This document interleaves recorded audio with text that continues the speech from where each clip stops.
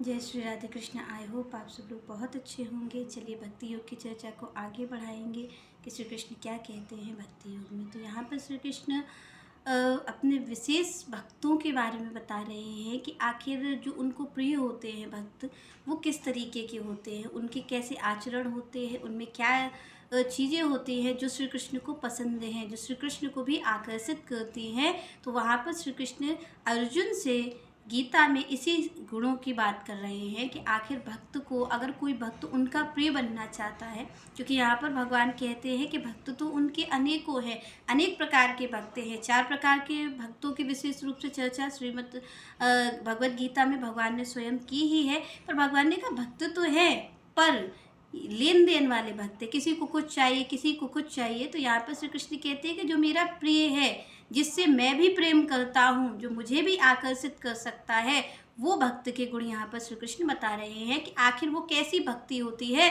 जो स्वयं, जो परम स्वतंत्र भगवान हैं, जो किसी में भी नहीं बनते, उनको भी बांध ले, ऐसे भक्त के गुण हैं। तो यहाँ पर भगवान कहते हैं कि भक्त कैसा होना चाहिए, जो उन्हें अत्यंत प्रिय है, कैसा भक्त होता है। तो यहाँ पर श्री कृष्ण कहते हैं समः शत्रौ च मित्रे च तथा मान अपमानयो शीतोष्ण सुख दुखेषु समः संग विवर्जितः तुल्यान निंदा स्तुति मौनी संतुष्टो येन केनचित् अनिकेता स्थिरमति भक्तिमान में प्रियो नरः। यहाँ पर भगवान ने कहा, श्री कृष्ण कहते हैं कि मुझे वो मनुष्य प्रिय है, मुझे वो पुरुष प्रिय है जिसमें ये गुण होते हैं, मुझे वो भक्त प्रिय है जिसमें इन गुणों की प्रबलता होती है, जिनमें ये गुण होते हैं। तो भगवान ने सबसे पहली बात कही कि कौन सा गुण होना चाहिए। तो यहाँ पर श्री कृष्ण ने कहा कि जो शत्रु और मित्र में अंतर न जाने, जो सम समझे, शत्रु और मित्र को समान समझे, न ये समझे कि ये मेरा शत्रु है और न ये समझे कि ये मेरा मित्र है।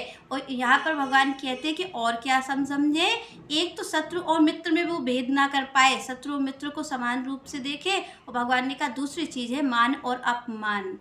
कोई मान करे तो भी उसको वैसे ही, उसके ऐसा नहीं होना चाहिए। श्री कृष्ण कहते हैं कि उसका मन विचलित हो जाए। अगर कोई हमारा अपमान करता है तो आप देखेंगे कि हमें क्रोध उत्पन्न हो जाता है, और कोई अगर हमारा सम्मान करता है तो हमारा उसके लिए बड़ा प्रेम उत्पन्न हो जाता है, हम बड़ा उससे प्रेम दिखाते हैं। किस लिए? क्योंकि इसने हमारा सम्मान किया है और इसने हमारा अपमान कर दिया है, तो हम उससे कहते हैं कि ये हमारी नज़रों के सामने नहीं आना चाहिए। तो श्री कृष्ण कहते हैं कि ऐसा स्वभाव नहीं होना चाहिए।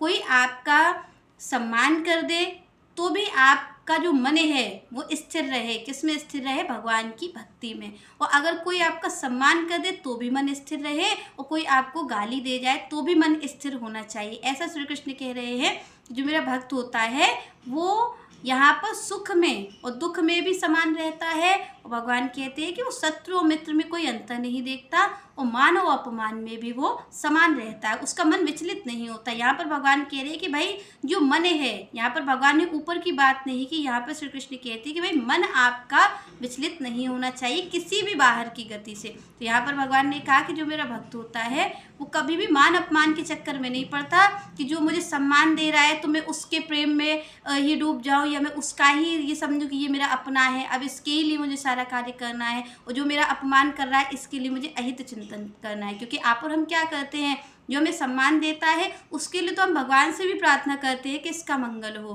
पर अगर कोई हमारा अपमान कर जाता है, कोई हमें गाली दे जाता है, तो आप और हम कहते हैं कि भाई अब इसका तो अहित ही होना चाहिए क्योंकि इसने मेरे साथ गलत कर दिया है। तो श्री कृष्ण कहते हैं कि आपको क्या करना है कि आपको समान दृष्टि से देखना है, ना तो कोई आपका अपना है और ना कोई पराया है, सबको भगवान की दृष्टि से देखना है और सेवक बनकर के सबकी सेवा करनी है। आगे श्री कृष्ण ने कहा शीतोष्ण सुख दुखेषु समः संग विवर्जितः। यहाँ पर भगवान ने कहा शीतोष्ण कि मतलब उसको, जो शीतोष्ण भगवान कह रहे हैं कि जो सर्दी की ऋतु होती है और जो गर्मी की ऋतु होती है, भगवान कहते हैं उससे उसे कोई फर्क नहीं पड़ता।